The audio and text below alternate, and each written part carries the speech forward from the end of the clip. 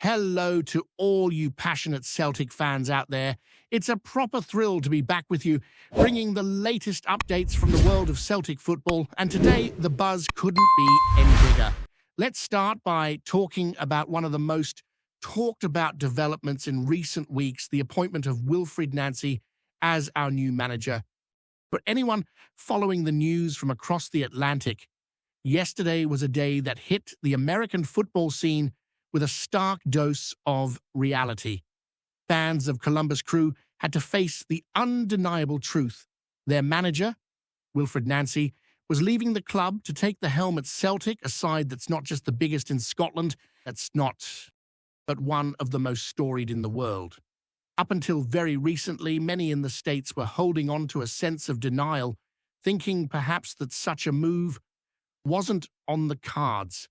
Reporters had been running with lines suggesting there was no contact between Columbus and Celtic. In truth, until yesterday, that was indeed the case. But now, well, everything's changed. Reports have confirmed that discussions are underway, and there's even speculation that some members of Nancy's current backroom staff could make the journey with him.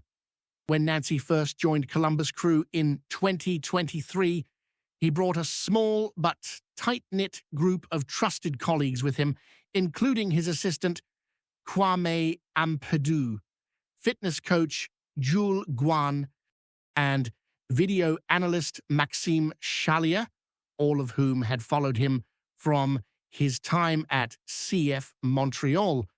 It would make sense for some of these figures to join him in Scotland, though nothing has been officially confirmed yet.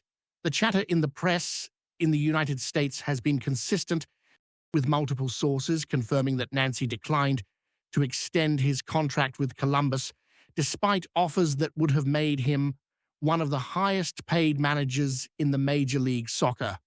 This move speaks volumes about his ambition and his desire to test himself at a higher level, to take on the challenges and expectations that come with managing a club of Celtic's stature. Fans and pundits alike have been quick to express admiration for Nancy's work in MLS. There's a consensus that his departure is a significant loss for the league and for Columbus Crew, but a major gain for Celtic. People who have followed his career closely note that Nancy is a manager with a unique approach, someone who has consistently impressed with his tactical nose, man management skills, and the ability to elevate teams beyond expectations. Some commentators have even suggested that his move to Celtic could be a stepping stone to managing at a World Cup or taking charge of a prominent European national team in the future beyond Nancy himself. There's also growing interest in how he will build his coaching team at Celtics. Reports suggest that he's looking to bring in familiar faces who understand his methodology, with Ampadu and Yoann Damet among those likely to join him. Both have substantial experience and are respected figures in their own right. Ampadu, for instance, has worked extensively in youth football, including stints at Arsenal's academy and roles alongside Nancy at Monaco, Montreal, and Columbus Crew. Damet, by contrast, started coaching at an extraordinarily young age, 16, and has steadily built a reputation as a coach who understands the nuances of developing players, having worked with FC Cincinnati, LA Galaxy, and Columbus Crew. Together, these two form a complementary pair that could help Nancy implement his vision at Celtic, bringing continuity, technical knowledge, and experience across different footballing cultures. The excitement doesn't end with the backroom staff. Fans are also buzzing about what Nancy's first few months might look like in terms of player recruitment and squad management. There's talk that he has been quietly consulting colleagues with experience in Scottish football, exploring potential signings for the January transfer window. The aim is to strengthen the squad in key areas, integrating players who fit his tactical philosophy and who can handle the unique pressures of Celtic Park and the expectations of the supporters.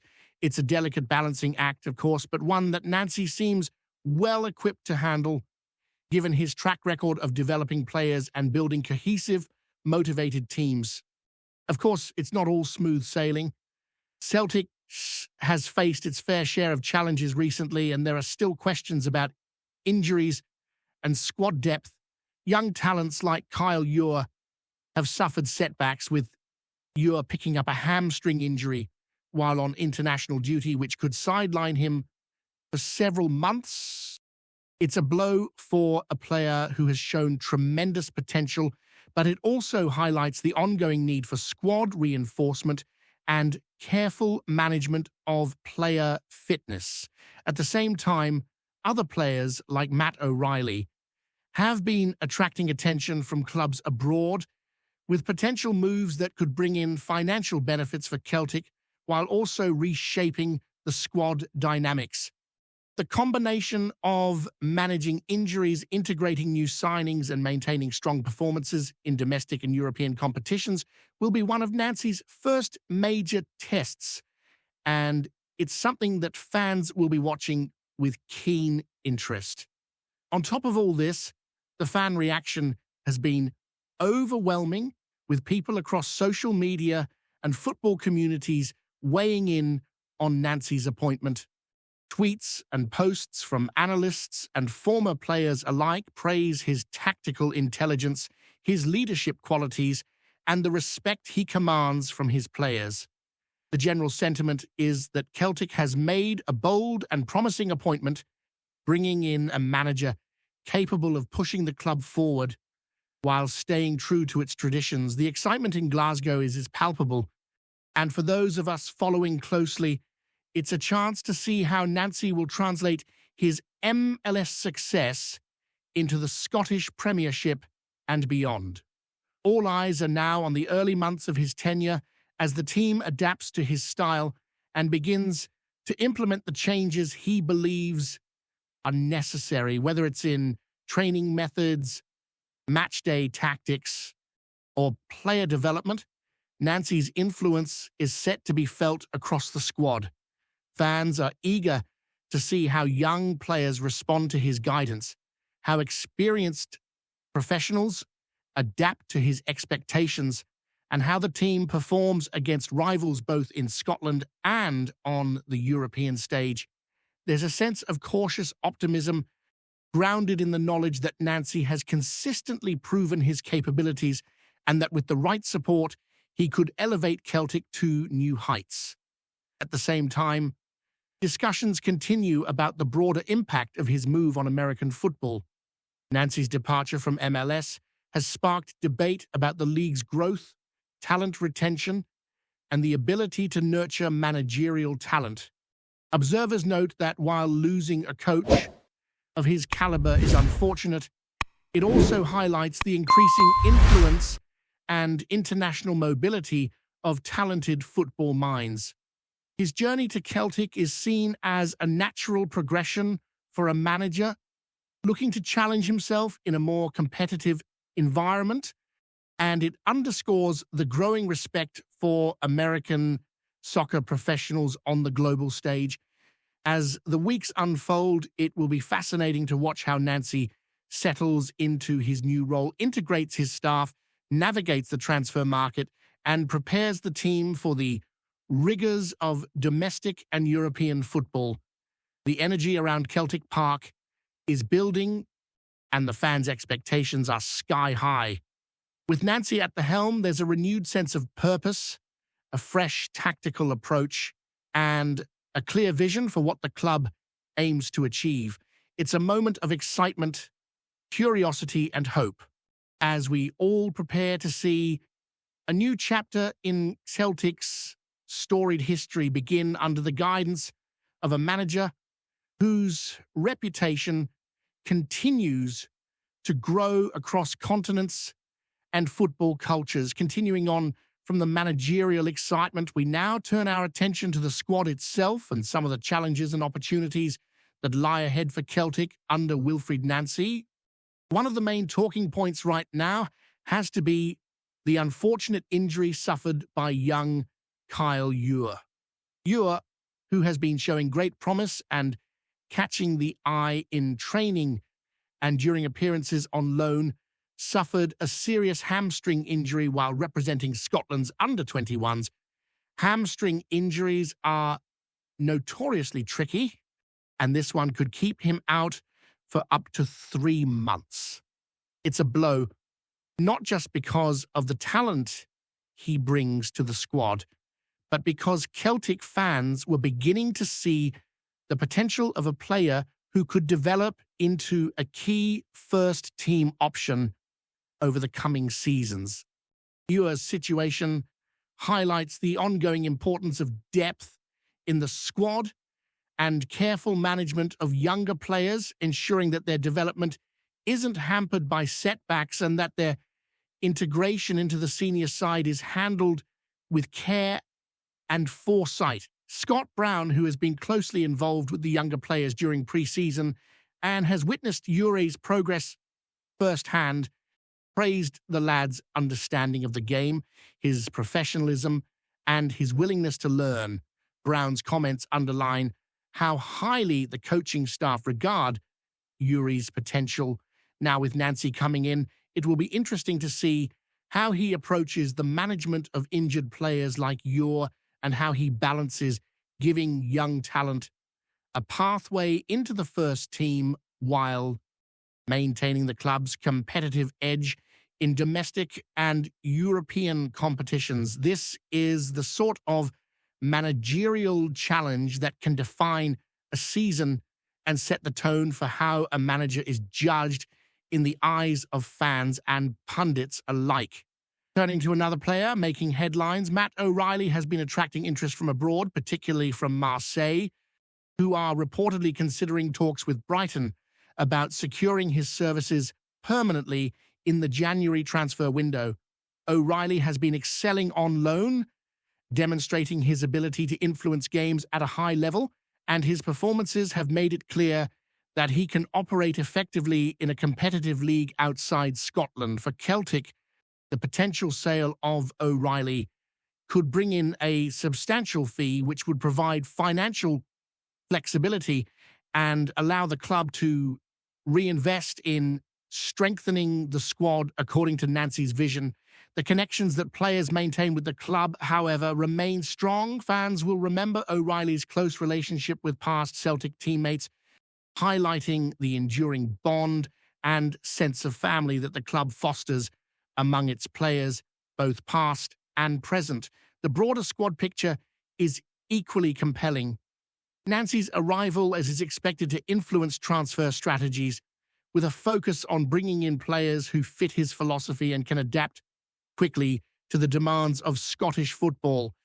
There is talk of him consulting former colleagues with experience in the Scottish game to identify targets who understand the unique challenges of playing for Celtic, from the intensity of domestic rivalries to the expectations of European competition. This strategic approach to recruitment suggests a manager who is meticulous, forward-thinking, and keen to ensure that every addition to the squad enhances the overall balance and tactical flexibility of the team. It's a sign that Nancy is thinking long-term, not just in terms of immediate results, but in how to build a sustainable and competitive squad over multiple seasons. Another intriguing aspect of Nancy's management style is his focus on the backroom staff and the cohesion of his coaching team.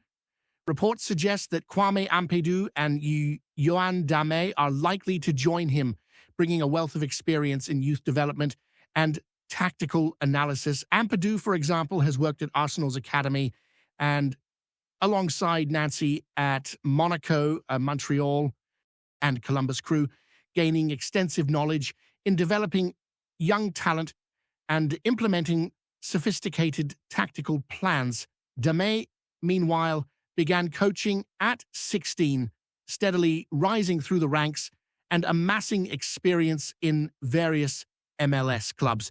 Their combined expertise provides Nancy with a strong foundation from which to implement his philosophy at Celtic, ensuring consistency, clear communication, and effective support for players at all levels of the club. As the squad adapts to these changes, attention will also turn to how Nancy handles the transition period, particularly regarding player fitness, rotation, and tactical adjustments.